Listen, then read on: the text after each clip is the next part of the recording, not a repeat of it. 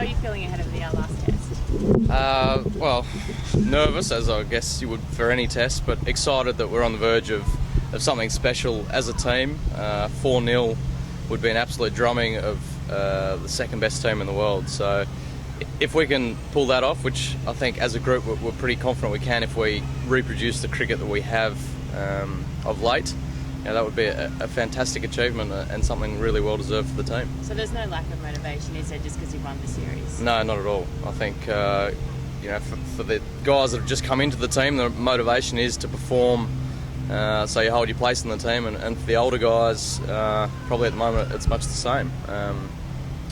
Then again, for the fast bowlers, they've been brilliant, and there's going to be a little bit of competition when the injury situation sorts out, and they want to put their best foot forward, so to speak, as well. Surprised how well you've been able to assimilate yourself to test level and get the scores and get those half centuries already.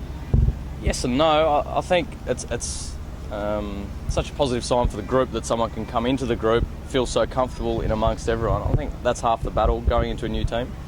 Once you feel comfortable within the team, then I think that's when you start performing. And so to come in and feel comfortable amongst the guys, some legends of Australian cricket, I think that's probably been the key for me performing. Not so much the cricket stuff. I was in pretty good form leading into the series. I guess the only disappointing aspect is to have 2 50s rather than 200s. I sort of pride myself on being able to score the big score once I'm set. So that's been a disappointing aspect, but hopefully can try and rectify that this week. Much thoughts when Shane Watson's fit and he comes back, sort of where he slots into the side. Obviously you're playing beautifully at the moment. It'd be tough if they ever thought about dropping you, but I guess Watto's got to fit in somewhere. He does. He's probably the best player in the country, so they certainly do have to fit him in. It's no different to any other team when guys are coming back. You got to hold your place through weighted runs. And how I see my job is to make it so difficult for the selectors that Shane Watson has to bat somewhere else in the batting order.